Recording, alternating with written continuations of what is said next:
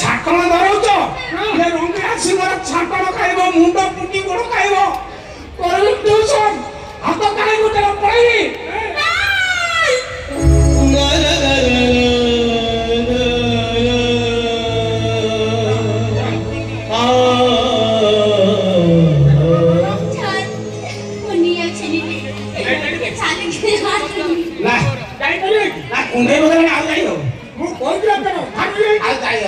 କିନ୍ତୁ ଏ ଝିଅ ଏ ଘରେ ରହିଲେ ପାଠ ପଢିବ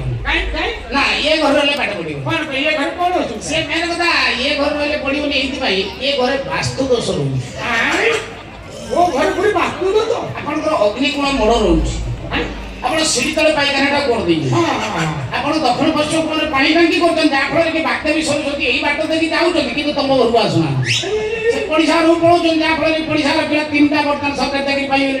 ଏ ମେଟ୍ରିକ ନେଇ ପାରୁନି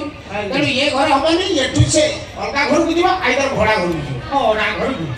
ଭଡ଼ା ଘରକୁ ଯଦି ଯିବ କାହିଁକି ଯାବ ଭଡ଼ା ଘରକୁ ଯାଆନା ଭଡ଼ା ଘରକୁ ନେଇକି ଗଲେ ଅସୁବିଧା ହବ କୋଠା କେମିତି କଲେ ତ ସେ ପାଠ ପଢିବ ଆଜ୍ଞା ତମେ ଗୋଟେ କାମ କର ତମ ଘରକୁ ନେଇଯାଅ ଆଉ କଣ ମୁଁ ଅଭେଡ଼ି ଝିଅଟା କହେ ଆମ ଘରକୁ ନେଇକି ଯିବି ବାପା ଏଇ ଅଭିଆଡ଼ି କରି ତମେ ଆଉଟା କରୁଛି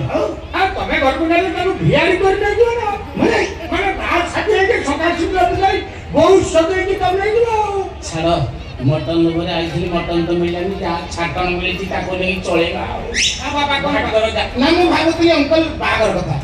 ବାପା ମନ୍ଦିରକୁ ନବ ନେଇ ବାବା କୋଉଠି ମଣ୍ଡପ ଫଣ୍ଡପରେ ବାହା କରି ପଇସା ଛାଡ଼ିଦେବେ ଆଜ୍ଞା ତମେ ଗୋଟେ କାମ କରିବ ଢାବା ଫାବା ଦେଖି ଢାବାକୁ ହୋଟେଲକୁ ପଳେଇବ ଦେଖି ଖାଇବା ପିଇବା ଭିତରେ ଲକ୍ଷ୍ୟ କରିବ କୋଉଠି ତାର ଠାକୁର ଫଟୋ ଟଙ୍ଗେଇଛି ଆଜ୍ଞା କାହିଁକି ନା ସେଠି ସେ ଫୁଲ ଦେଇଥିବ ନା ଆଜ୍ଞା ତା ଦେହରେ ଦିଟା ଫୁଲ ଦି ଜଣଯାକ ଦି ହାତ ଧର